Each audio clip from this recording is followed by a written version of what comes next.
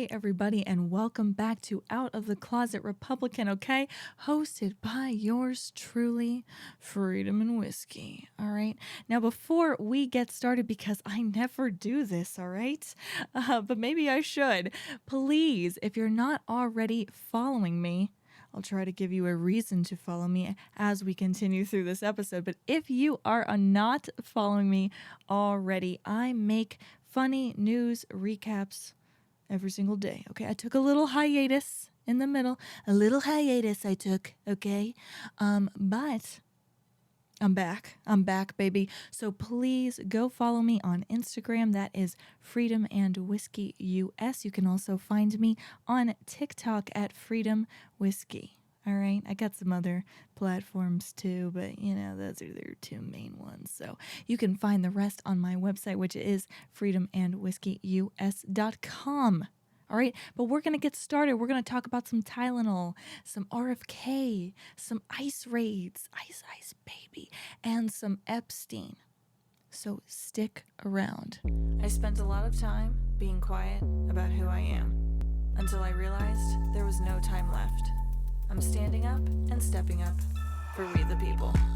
Because a government that will give you everything you want is a government that will take everything you have. No more hiding. Welcome to Out of the Closet Republican. I just want you to know I dance through the intro, okay? So, let's get started. There are some very interesting medical developments happening right now, all right? They are actually finding, there's some studies coming out, all right, that are saying that there could be a link between acetaminophen, autism, and ADHD. Bet you never thought you'd hear that in your lifetime. So I think first I'm going to go through some articles that I have here. Mostly this one from Mount Sinai. I want you to know that one of the lead workers on this particular study is from Harvard, okay?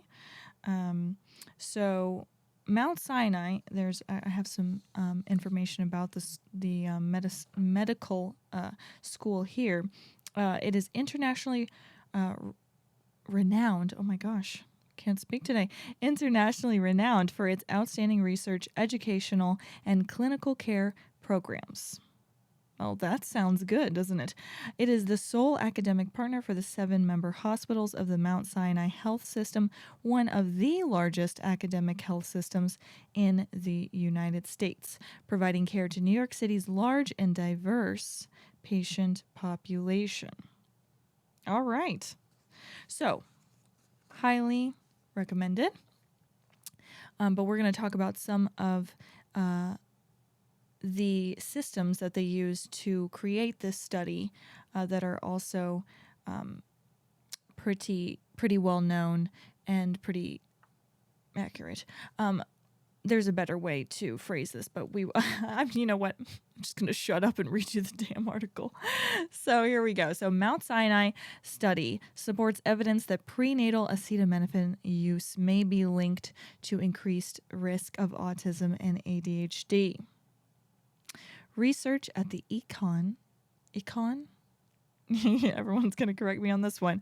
School of Medicine at Mount Sinai have found that prenatal exposure to acetaminophen may increase the risk of neurodevelopmental disorders, including autism spectrum disorder and attention deficit hyperactivity disorder in children. The study, published today in BMC Environmental Health, is the first to apply the rigorous navigation guide methodology. Lordy, I read every night. This is what happens when you don't read out loud for a while. This is why I gotta grease my elbows or something and get going.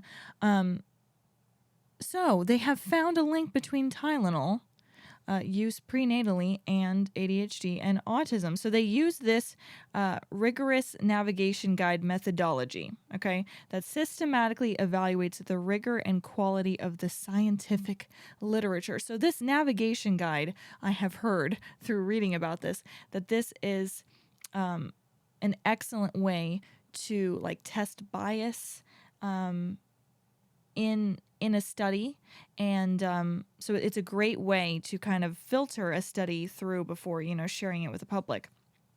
So we're going to talk about that more. But acetaminophen, also known as the brand name Tylenol, is the most commonly used over-the-counter pain and fever medication during pregnancy, and it is used by more than half of pregnant women worldwide. Until now, acetaminophen has been considered the safest option for managing headache, fever, and other pain. Yikes.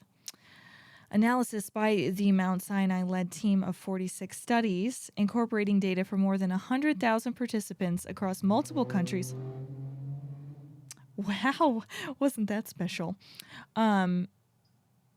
Challenges this perception and underscores the need for both caution and further study. So, swallowing my water over here. So 46 studies, 100,000 participants, okay? And they have found a link between Tylenol, which everybody takes, okay? You get a fever, you alternate your Advil and your Tylenol, all right? That's what you do. But now they are saying that pregnant women should definitely be cautious about using it. Me, I'd be like, I'm not using that at all, right? I'm not touching that. I try not to take anything, even when I have a headache. But I don't know. I might take Tylenol like once a year, maybe once when I get a fever. But I wouldn't do it with a bun in the oven. You know what I'm saying? So let's talk about this navigation guide. The navigation guide's systematic review methodology is a gold standard framework for synthesizing and evaluating environmental health data, as the approach allows researchers to assess and rate each study's risk of bias, such as selective reporting of the outcomes or incomplete data, as well as the strength of the evidence and the quality of the studies individually and collectively. So they put this study, I guess, into this navigation guide. They put it into their GPS, this gold standard framework, and it spit out that this is a legit study, okay? So the findings, quote, our findings show that higher quality studies are more likely to show a link between prenatal acetaminophen exposure and increased risks of autism and ADHD. Said Didier Prada, okay, however you say her name, PhD, Assistant Professor of Population Health Science and Policy and Environmental Medicine and Climate Science, okay? If you're going to have a title, all right, that's the kind of title that you want. Can we do that one more time, guys? Okay? She is the Assistant Professor of Population Health Science and Policy and Environmental Medicine and Climate Science. Of course, the animals, they're going to be making sounds in the background now, too. I got cars. I got animals, all right? I've got environmental, climate science, population health science lady, okay? Okay, you're going to have to chill. I know that you're very excited. I got a cat. Oh, now the dog's coming in. I got a cat through the cat distribution system. Here he comes. And he's going to be a part of the podcast now because he was hit by a car and we saved him. So it's kind of one of those things where he just gets to go wherever he wants, right? Come on up. All right. He's sitting in my lap now, guys. All right. Are you going to be good? Good boy. All right. Well, everybody say hi to Rhodey. He's here. But he ain't queer. You know what I'm saying? So, oh my goodness. Just cancel me now. All right, so she said, given the widespread use of this medication, even a small increase in risk could have major public health implications. The paper also explores biological mechanisms that could explain the association between acetaminophen use and these disorders. Okay, listen to this part. Acetaminophen is known to cross the placental barrier and may trigger oxidative stress, disrupt hormones, and cause epigenetic changes that interfere with fetal brain development. Oh, yeah, I want to be taking Tylenol while I'm pregnant. Sounds good. So, now, it will note right here, the study does not show that acetaminophen directly causes neurodevelopmental disorders. The research team's findings strengthen the evidence for a connection and raise concerns about current clinical practices. The researchers call for cautious, time-limited use of acetaminophen during pregnancy under medical supervision. Updated clinical guidelines to better balance the benefits and risk, and further research to confirm these findings and identify safer alternatives for managing pain and fever. Are you coming back to say hello, kitty? Okay, so I do want to note though that today I was, you got to read the comments section on everything on the internet, and people were saying, and I'm, you got to go do your own research, okay? I didn't look it up, so don't hurt me. But people were actually saying that when looking at autism rates, when there was that Tylenol killer on the loose that was poisoning bottles of Tylenol, well, people were saying that when that was happening and they hadn't put the safety seals on yet, there was kind of this sensation of people, not wanting to take Tylenol in general. And during this time period, supposedly autism rates dropped. Okay, so now someone's got to look. Now I got to probably look that up for you guys, because now I'm going to sound like a conspiracy theorist. Let's just, take a little. Did autism rates? See, we can Google in real time here. Oh, during 80s. That's what I heard. Oh, wow. Well, Google tells me that I'm crazy. It became much steeper in the 1990s. This is why I shouldn't use Google. All right, well, scratch everything that I said until I look up some stuff. But it's the comments section, so they're probably right. And Google just hasn't caught up yet. Oh my goodness. Let's see if I can find anything else, but nah, you're not gonna find anything. I'll do some more digging on that. And if I find anything, I will throw it up on the website. But I found that quite interesting. So let us continue. Iceberg lettuce continue. So what I'm going to do is I'm going to play you this clip from Fox News so you can hear it from someone who's going to be a little bit more articulate than me tonight. Got it? Oh my goodness. Welcome back. Acetaminophen has long been considered the safest pain reliever for expecting moms to use during pregnancy, but now a new study out links the popular drug to some pretty serious long-term side effects for a baby. Let's go ahead and bring in Dr. Masa Tarani, a board-certified rheumatologist. Doctor, tell us about the study and the results. And it sounds like this is potentially transformational. Yes, Jillian. So the group of researchers at Mount Sinai looked at over 46 studies, over 100,000 participants worldwide, and they found that in utero exposure to acetaminophen increases risk of autism as well as attention deficit hyperactivity type disorders. And the higher the dose, the longer the duration, increases this risk further. Now, we think this happens because acetaminophen can cross the placenta and it can interfere with the developing fetal brain with the chemical and hormonal signaling. And the big problem is acetaminophen, which is also known as brand names Tylenol, paracetamol, have been our go-to recommendations for pain and fever relief in these pregnant patients. I do have to say the study is not 100% cause and effect. It doesn't establish that, but it is a very strong observational study, and in this time where we're seeing such a significant rise in autism spectrum disorders, I don't think we should take this data lightly. Well, so a lot of people have said, oh, autism, it's vaccines. Would this maybe highlight another association? I think it certainly gives another avenue for us to explore. Are you going to tell your pregnant patients to not take acetaminophen based on the study? That's a great question. I'm going to tell a lot of us reflexively, we have a minor ache, back pain, we reach for that medication. Right. I'm going to try to counsel them and say, if you have arthritis flares, try other things, heat, cold, physical therapy exercises.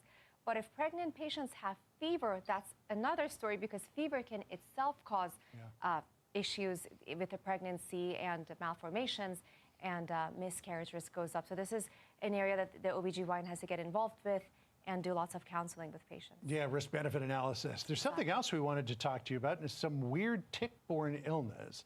It really seems to be prevalent of all places. On that, okay? I don't need to hear about any tick-borne illnesses. I am so good on that. But she raises some great points where, as a society, there is this sensation of, oh, this hurts. Let me just take, my cat is on me. Let me just take Tylenol. Let me just take Advil, And there are other ways that you can work through pain and should work through pain if you are pregnant. Now, like she said, fever is a different kind of story. But, there might be something else that you can try instead of Tylenol, or a limited use of Tylenol. So here's a quote from the study itself. Our analysis using the navigation guide thus support evidence consistent with an association between acetaminophen exposure during pregnancy and increased incidence of NDDs. Appropriate and immediate steps should be taken to advise pregnant women to limit acetaminophen consumption to protect their offspring's neurodevelopment. All right, so just be cautious about that in the future, and tell people that who might be pregnant to perhaps limit their exposure. So the next thing that I want to talk about is kind of a little bit more personal, but it's something that I was frustrated with this week while I've been putting out videos. I try to, I'm back kind of doing my daily recaps. And so, now I'm trying to do them Tuesdays through Sundays. Oh my goodness, Kitty, you're just a star today on today's podcast. But can you tell he's like, psh, I got hit by a car. See, hear him jingling? Jingles is your second name, dude. And now you're meowing. Guys, I'm an empath, I'm an animal lover, and now I have a cat, okay? But this is something that was actually kind of annoying to me this week, okay? So I go to post my reels. Now, I'm not going to lie, my reels are typically longer, all right? And I know that we are entering the age where people don't want to watch long reels, okay? But I think that I'm funny, okay? I think that I'm funny. So I put out these reels that sometimes could go up to 6 minutes, all right? If there was a really big event that day, they would go up to sometimes 8 or 9 minutes, okay? But I have my diehard fans that would religiously watch my videos no matter how long they are, okay? So I go to post my first video back after taking a little break, doing all those interviews that I shared with you guys previously. And I go to post my video on Instagram, and I get a pop-up that says, Reels over 3 minutes won't be recommended to new audiences. Your reel may get limited reach. And I was like, you know what? This is absolutely ridiculous, because aren't we already living in a society where attention spans are so short, okay? My reels, even though less people may have watched them because they were longer, okay? I was training people. Maybe, have a little bit of a longer attention span. We're helping them practice, keeping their focus for a longer period of time. And now Instagram is saying, hey, creators, if you make a reel that's longer than 3 minutes, we're just not going to share it with as many people. Okay? In fact, we're only going to share it with your followers.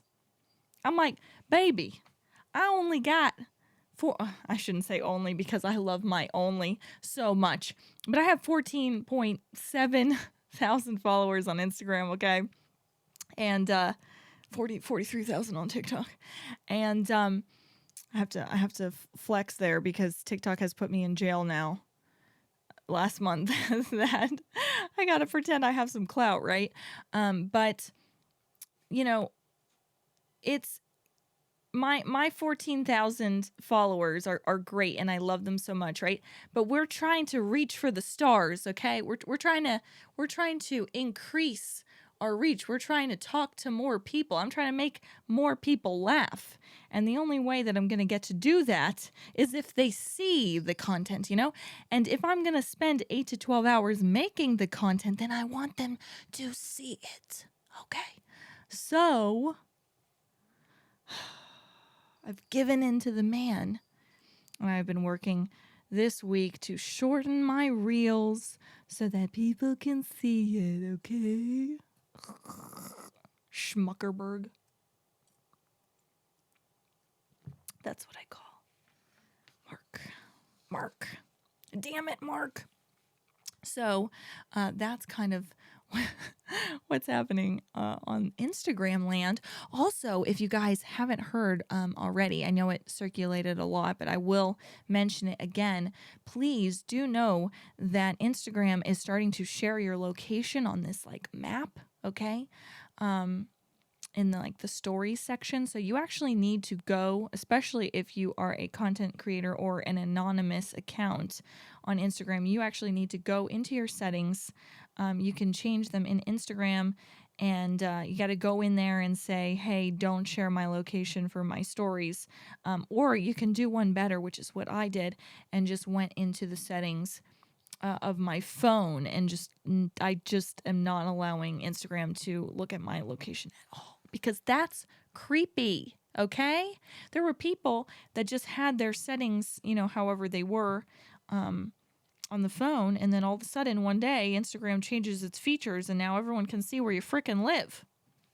So please be wary of that. Okay, so now we're going to talk about something, a big development here in the country as far as ice is concerned. Frozen water, ice. Okay, so ICE actually detained 475 illegals. Okay, well, we're not sure if all of them are illegal yet. Okay, but 475 people, I sound like the left now, they're just people, were detained at a Hyundai, Georgia plant. Hyundai? Okay, not sure. However way you say it. Oh my goodness. But I'm going to read this. We're going to say Hyundai. I think it's Hyundai. But I feel like there are some people that just go around like, I got a Hyundai Elantra. Maybe that's a song, isn't it? So I don't know. Take what you want. Take it for what it is. So let's read this article from AP News, and then I'm going to play you this awesome video that some followers actually sent to me. I had seen a couple pieces of it, but then one of my followers sent it to me, and I watched the whole thing, and I was like, this is really good. So first, let's start off with AP News. Homeland Security official says that 475 people were detained during an immigration raid in Georgia.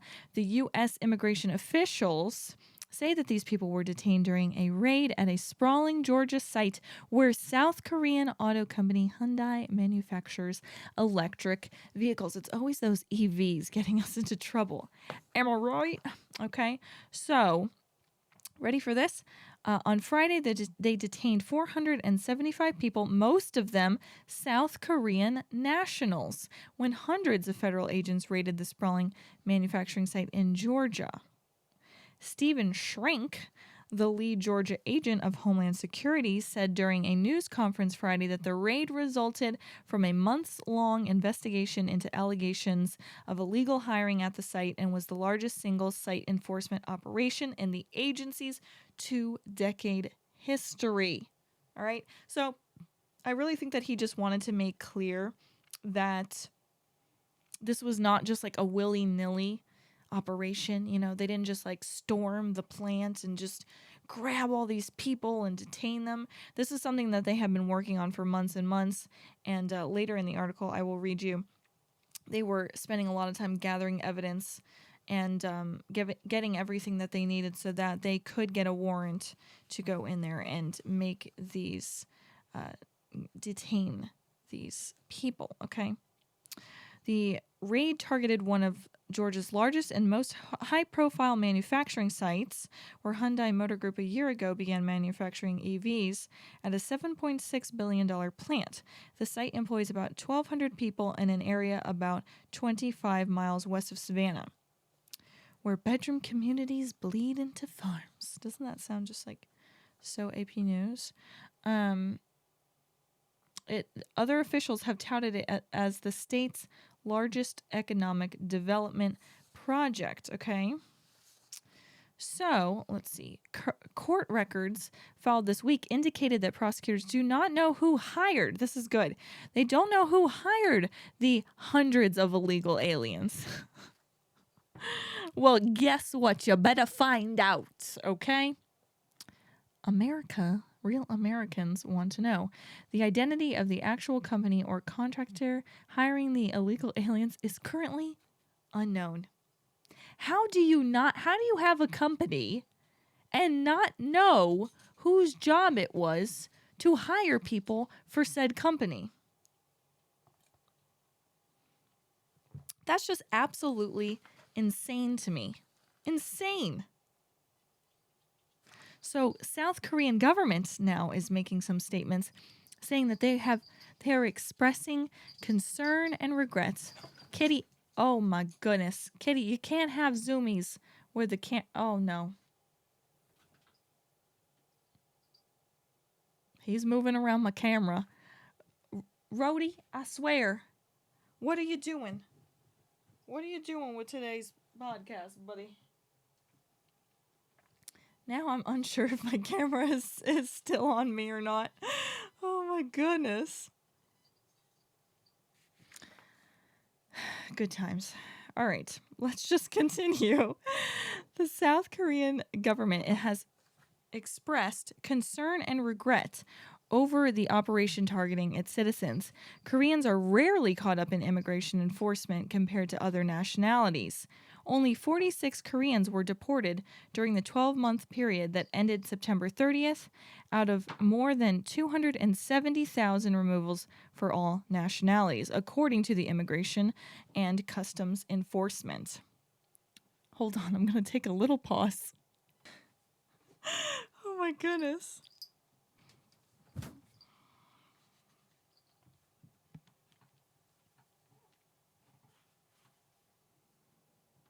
You guys aren't going to be able to see it on the podcast, but YouTube will, of me just struggling with my creature.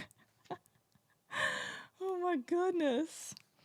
All right, so South Koreans aren't typically involved in these kinds of problems. With immigration issues. So the business activities of our investors and the rights of our nationals must not be unjustly infringed in the process of U.S. law enforcement, South Korean Foreign Ministry spokesperson Lee Jae-woong said in a televised statement. Lee said that the ministry is dispatching diplomats from its embassy in Washington and consulate in Atlanta to the site and planning to form an on-site response team. Get them out, response team. All right, but no, they're going to come and make sure that their rights are being protected. Their South Korean rights here in the United States, all right?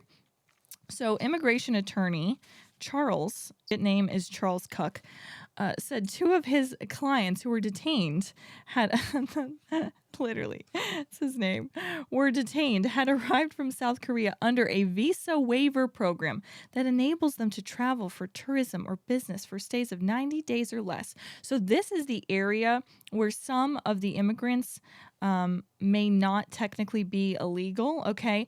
But don't you worry, because our Homeland Security guy, Shrink, okay, told the reporters that while some of the detained workers illegally crossed the U.S. border, so some of them did cross the border illegally, but others did enter the country legally, but their visas had expired, or they entered the United States on a visa that prohibited them from working. So sure, some of them did have visas, all right, but they weren't allowed to work here on those visas, or they had expired, or they had crossed the border illegally. All right. So he says again that this operation where agents went into the premises, rounded up folks, and put them on buses. He said that this was not one of those. Okay, this is what I was saying earlier. He did not go in just willy-nilly and just grab people. Okay, this was a long investigation. I'm so sorry about my cat, guys.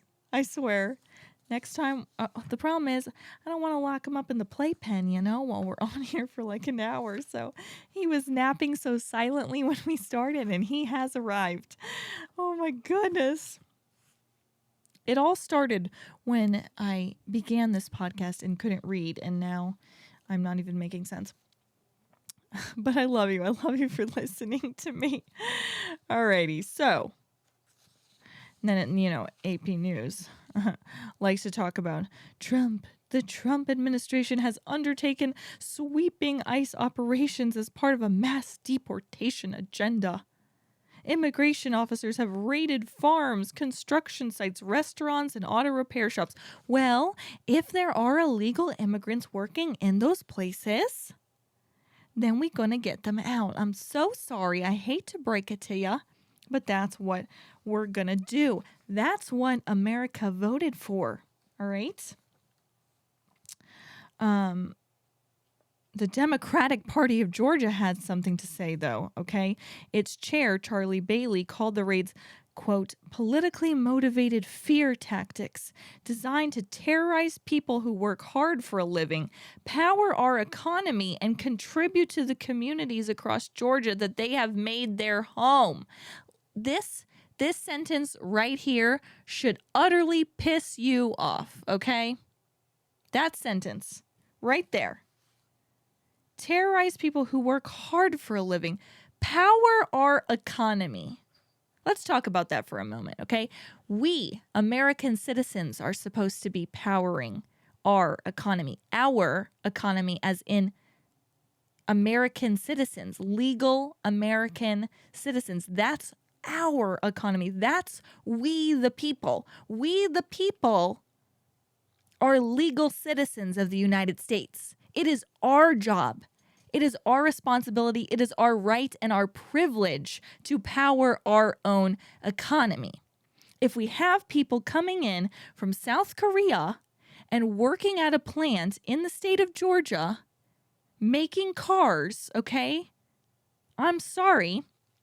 That means that plant is not paying them a wage that they would pay an American citizen to work that same job. So if you guys want to walk around and say, oh, life is so hard, I can't afford anything, and trust me, I'll get you, okay? We lived in Biden's America for 4 years. But if you want to say that, okay, then you also have to support deporting illegal immigrants because they are the driving force, not behind our economy. They are not powering our economy. They are creating an environment here in America where real, true American citizens are suffering because we can't make a livable wage because there is someone across the street that came from another country that will do it significantly cheaper. I'm sorry, they're taking the jobs that our citizens need. If you want to get paid more, if you want to have a more beneficial life, then we have to have American citizens working in our factories, working for these companies. Okay, now listen to this part. Listen to this. Sammy Rents opened up the Viet Hong supermarket less than 3 miles from the Hyundai site 6 months ago. The store sells both American and Asian products, but mostly relies on Hyundai workers seeking foods imported from Korea. So that means our supermarket here, all right, run by Sammy Rents, sells predominantly Korean or Asian foods. That means that they got demand for those foods. Koreans, quote, keep this store running, said Rents, who worries that business may not be able to bounce back after falling off sharply since the raid. I'm concerned. Koreans are very proud people, and I bet they're not appreciating what just happened. I'm worried about them cutting and running or starting an exit strategy. They need to go. They need to go. I'm so sorry, Sammy Rents of Georgia. I'm so sorry, but maybe you shouldn't have opened a business in Georgia, in rural Georgia, for South Koreans. Maybe you shouldn't have done that. Then you wouldn't be having a problem with your customer base being deported. But that's just me, right? Okay, Ella Bell. What a great name of Georgia. Ella Bell resident Tanya Cox, who lives less than a mile from the Hyundai site, said she has no ill feelings towards the Korean nationals or other immigrant workers at the site, but few neighbors were employed there, and she felt like more construction jobs at the battery plant should have gone to local residents. That you should be way more angry, Tanya Cox. We got Cuck and Cox on this episode. What is going on? Why are these people not furious? Shouldn't they be agitated that their neighbors aren't getting jobs, but people who came here on expired visas or crossed the border illegally are getting paid? And they're not? Shouldn't that make them mad? Are we just all asleep? Does nobody care? All right, so that is happening in Georgia. But I want to play you. Oh, actually, no. Let's read this. So the reason that they decided to invest in Georgia, this is good, was because it was going to create 8,500 American jobs. And he talked about doing this with President Trump. This was a whole situation. This was the Hyundai Motor Group executive chairman, Isun Chung. He talked with Trump and was like, you know what, during 2019 and said, let's create 8,500 American jobs. And then they hired South Koreans. Who hired them? Why can't we figure out who hired them? Anyway, crazy. But they made Hyundai, made a statement and said, Hyundai has zero tolerance for those who don't follow the law. Yeah, but we hire them. Oh, well, we don't know. We don't know who did it. It's a man in the shadows. I mean, how ridiculous. Okay, but I want you to listen to this video, which is kind of reiterating some of the things that I said. But, get furious. Get mad about this. Because you as an American, right? They always say, oh, we're so privileged, white privilege. No, we're not privileged. We're not privileged when people are taking the things that are meant for us. We are losing our American privilege every single day when we let people step all over our lives and our rights. All right? So get mad. 450 illegal immigrants were just arrested in an automotive plant for Hyundai in the state of Georgia. 450 illegal immigrants were working in the Hyundai plant in the state of Georgia, and they were apprehended. I don't think people truly grasp what this means or how this reflects this country or how it correlates to how so many of you are struggling to make ends meet or support a family. A lot of you guys bring up the fact that back in the 50s, a man could work at an auto plant and make enough money to support his family, raise children, have a household, and have a good quality of life. But the American dream is dead because every time I try to find a job, I can't find one that makes a livable wage. That's why, because that's who you're competing with. Because those auto workers were middle-class workers, right? They used to be all unionized, and they had benefits, and they had good pay, and they had pensions, and now you've got illegals coming in working for peanuts, even though the price of cars keeps going up, and now you can't find a job to be able to support yourself. 450 blue-collar American jobs just in that town alone were stolen by illegal immigrants from that one plant. And there are thousands of auto plants all over this country. It really makes you wonder how many tens of thousands, if not millions of Americans are missing out on those blue-collar middle-class jobs where they could support their lifestyle, have a family, live the American dream. They're incapable of it. The irony is people can come here from other countries undocumented, cross our border illegally, and pursue supporting their own family, but Americans that are born here can't. This isn't a race problem. This isn't a lack of acceptance of other people's culture problem. This is people coming here and completely destroying our economy and destroying our middle class. This is what the death of the middle class looks like. An inability to get a job where you can support yourself, where Americans historically used to be able to, because people are coming here illegally and working those jobs for next to nothing because they weren't raised here, so they don't know the value of an American dollar. And as a result, we all suffer. If you're struggling to support yourself or to be able to raise a family yourself or have your own household, and you're asking yourself why, this should piss you the hell off. See? It's not just me, guys. This should piss you the hell off. That's what I'm talking about. All right, and I'm not trying to create anger, right, in this country, but this is something that you deserve that is being stripped from you. And it's just not fair, okay? And it was 475 people, not 450. But she's cool. I don't know. She must have been on a construction site herself because she got her like windshield wipers going. She got, trucks in the background beeping. But at least her cat isn't knocking over her camera while she's trying to record her podcast on a Saturday night. So there's that. So the next thing I want to talk about is there are actually some women right now, some liberals, that are so upset about RFK Jr. fighting against Big Pharma that they are running to their local pharmacies to get updated COVID shots.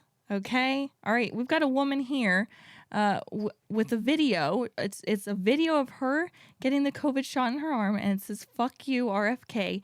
Vaccines save lives, you hack." Wow. Great job, woman. I hope you're proud. And we are all cheering you on.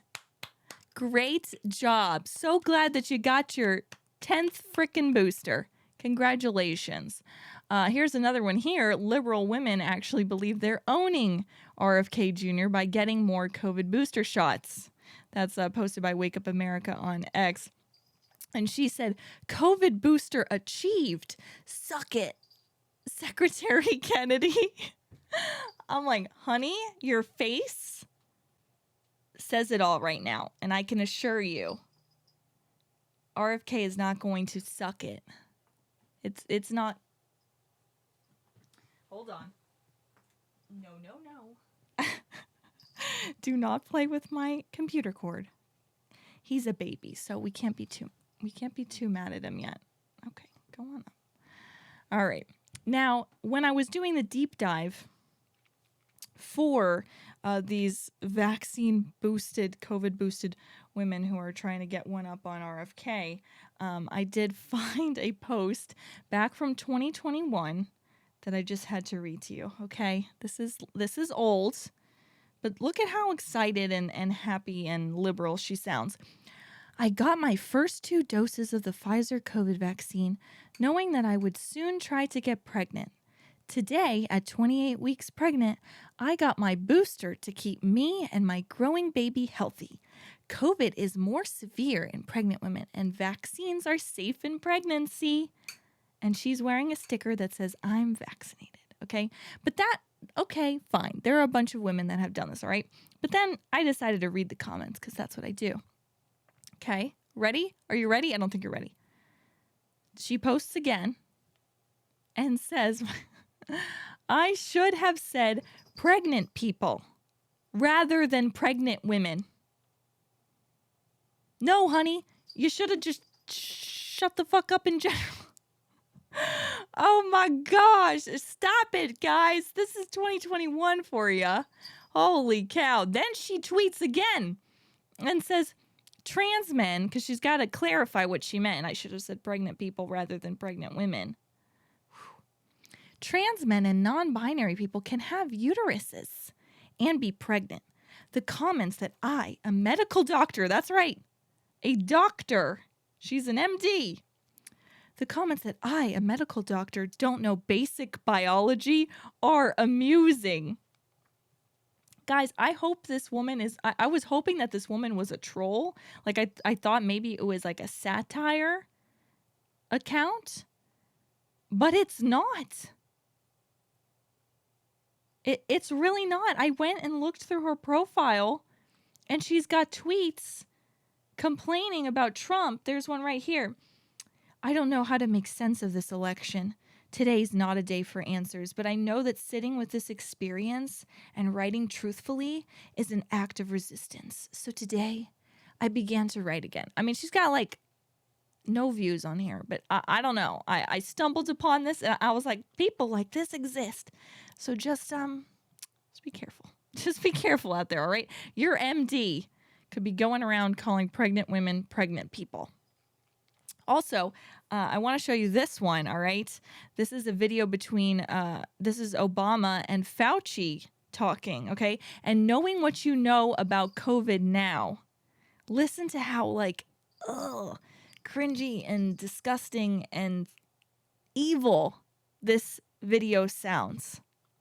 Thanks to the work of the Biden administration, Dr. Fauci, we already have millions of kids around the country who have gotten vaccinated. Which means that if you're still thinking about it, get informed, talk to somebody you trust, your family doctor, your pediatrician, a school nurse, get more information about it. They'll tell you it's safe, it's effective. This vaccine is tailored for kids, and then come on down and find a spot to get vaccinated. You can get it for free. Just by going to vaccine.gov, it'll tell you exactly where you can go to get vaccinated, and make sure to do it, as you said, for your kids, your entire family, as well as for the community at large. Guys, let's talk about a couple things here, okay? First of all, he says if you're on the fence, okay, I want you to find somebody in your life that you trust, that you really truly trust. I want you to find that person, and they're going to tell you that the vaccine is safe. He doesn't know what their trustworthy person is going to say, right? But he makes the assumption that if you talk to someone that you trust, they're going to tell you you need to go get vaccinated. So you're going to talk to them. You're going to get the information that you need to get vaccinated, and then you're going to come on down and you're going to do it. And your kids are going to do it. And he goes, get your whole family. You're going to get your whole family to come down and get it. That's what you're going to do. He tells you this is what you're going to do. You're going to talk to this person. They're going to tell you that it's safe. Then you're going to go ahead and make an appointment, come on down, get vaccinated, then turn around and have all your family and friends do it because it's safe. Creepy. Just super creepy. So I have a little compilation that I made here of some of the clips from the Epstein victims speaking, and then also some clips of Trump talking about everything. And we're going to go over some stuff about that. But there's a lot of like, Trump's on the list, Trump's not on the list, Trump's on the list, Trump's not on the list. And then Epstein survivors being like, no, he had nothing to do with Trump had nothing to do with it. And then you have another one being like, Jeffrey Epstein used to brag about Donald Trump being his friend, blah, blah, blah. So I'm just going to let you hear it from the horse's mouth. And then I'm just going to tell you some recent developments. You know, there are people that are definitely more educated on all the ins and outs of the Epstein case, but I want to at least give you a little bit of what is happening directly from the source, so that you can do more research on your own, because Lordy, I'd have to go through like 33,000 pages of stuff, and there are just experts on this. But I want you to stay informed about kind of the dynamic of what's happening. So it's like these victims have come forth. Maxwell is getting transferred to another prison, but nobody told the victims beforehand. They just transferred her. And this new facility is very low security. They do yoga there. So they're pretty mad. They're also mad that more information hasn't come out. The victims are upset with how Trump's administration is handling it. We've got Democratic politicians coming forward. We've got Marjorie Taylor Greene coming forward and saying, we need to get these names. We've got Massey, and it's just a big, gigantic mess. Then you've got Donald Trump, who's telling everybody, oh, this Democrat hoax. And there's a lot of people saying, well, the Epstein case isn't a hoax. He said for years it wasn't a hoax. I honestly don't think that he's calling the Epstein victims or anything of that nature a hoax. I think what he's calling a hoax is the way that it's currently being handled and being politicized for Democrats, I think, is what he's trying to say, is like the Democrats are taking this and running with this and trying to throw me under the bus, is what it sounds like to me. It sounds like what he's referring to is Democrats referring to him as being on the list, and that's why the rollout. And don't get me wrong, I do not like how this has been handled at all. I think this is a big, gigantic fumble for the Trump administration. I'm not going to lie and say that I don't think that they've completely messed this up. But I don't personally believe that Trump is calling the victims and their stories a hoax. I think it is more the Democrats, after 4 years not doing anything under the Biden administration, right? And then you've got his administration that's trying, I guess, to put stuff out. And now Democrats are running with it and saying, this, he's on the list, blah, blah, blah. It is odd to me, okay? And obviously I don't trust the Democrat motives for anything. So it's like, why are they putting such a focus on it now after not for so long? But let me play you some of the clips that I found. I was horrified when I found out not only had Ghislaine Maxwell been transferred to what's called a low security, it really is like a holiday camp, and this woman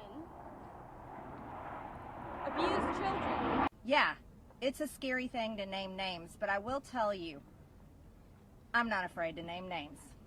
And so if they want to give me a list, I will walk in that Capitol on the House floor and I'll say every damn name that abused these women.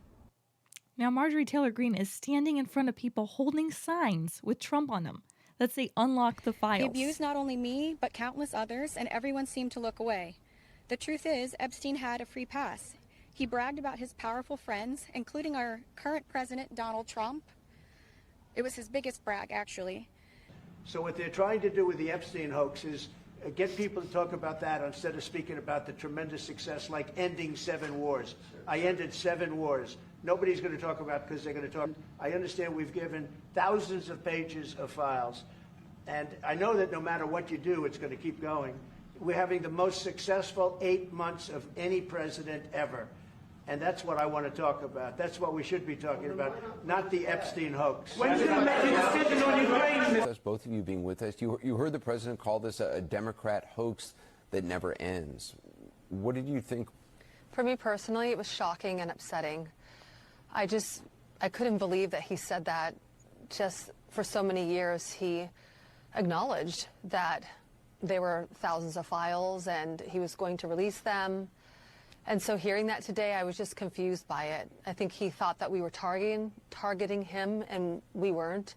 I don't believe there's any evidence that he abused any of the survivors. So it wasn't a target against him. It was just, a cry for us being fed up and wanting answers. ask, and I know, and it's just something that I think we're compelled to at this moment. Did anybody see or hear of the president himself doing anything inappropriate as it related to Jeffrey Epstein? No. No. Or former President Clinton? No. Shameful that this has been called a hoax. Hopefully today we can clear that up. This is not a hoax. This is real.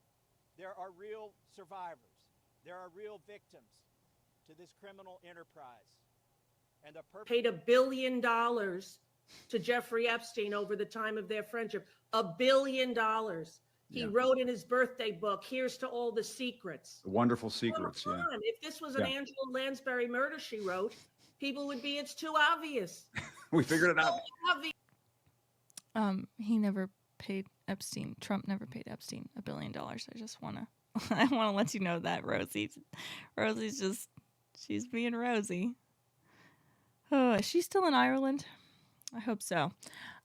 So that's kind of there's a lot of back and forth going on right now. But today, Speaker Johnson actually came out, okay, and says Trump was an FBI informant to try to take this stuff down.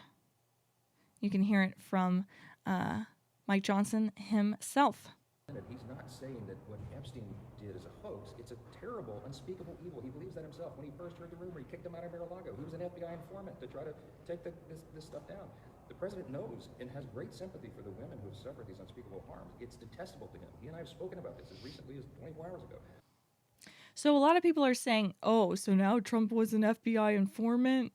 That's how they're covering up what he did with kids, okay?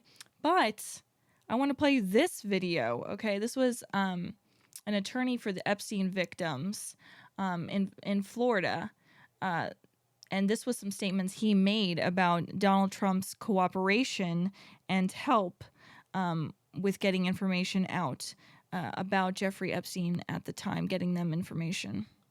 The only thing that I can say about President Trump is that he is the only person who, in 2009, when I served a lot of subpoenas on a lot of people, or at least gave notice to some pretty connected people that I wanted to talk to them, he is the only person who picked up the phone and said, let's just talk. I'll give you as much time as you want. I'll tell you what you need to know, and was very helpful in the information that he gave, and gave no indication whatsoever that he was involved in anything untoward whatsoever, but had good information that checked out and that helped us, and that we didn't have to take a deposition of him. That was in 2009? That was in 2009. I can tell you that I talked to President Trump back in 2009, and several times after that. He didn't think that it was a hoax then. In fact, he helped me. He got on the phone. He told me things that were helping our investigation. Now, our investigation wasn't looking into him, but he was helping us then. So a lot of people, this guy still is talking about how Trump was helping get them information back in 2009. So this story has not really changed. He's always been trying to get more information out about Epstein, and I did not see Joe Biden do anything over the last 4 years at all. So you can take that information for what it is. Obviously, do more research. The Epstein case itself is very, very complicated. It's a lot to absorb, and there's a lot that we just don't know, and we probably never will know. I did hear on the NBC interview of the victims the other night that they are actually saying that, well, if the government won't release a list, then we will release a list of our own. We can compile through our own stories with each other of who attacked us. I just don't know. I guess this was just kind of the point for them where they're willing to get together and make this list.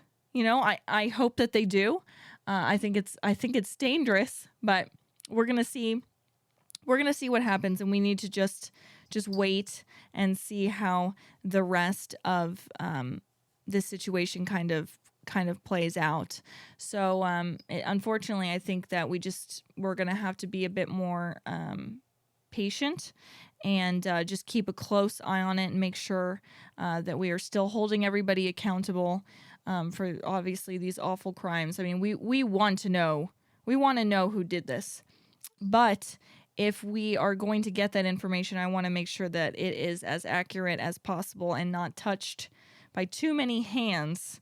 That's going to give us an inaccurate reading of the people that we need to be going after. So, well, I just want to say thank you guys for putting up with me and my sweet baby boy cat today, as we had quite an adventure on Out of the Closet Republican today. I can assure you that next time he'll have my husband as a babysitter, so that this little dude stops messing with my cables and cords, unless he becomes a fan favorite and just starts showing up on all of the podcasts. You never know, the comment section might want him to stick around. So anyway, I really appreciate you listening to my ramblings, my distractions, and all the kooky and crazy things you guys let me talk about. So I appreciate you all, and I can't wait for me to seriously improve our next episode of Out of the Closet Republican. And thank you guys so much for listening.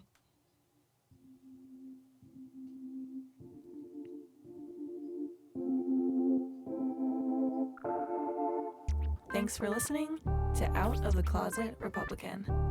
Now's the time to care. Now's the time to research. And now's the time to finally speak up. And if you're scared to, remember, it's Republican, not Republicant.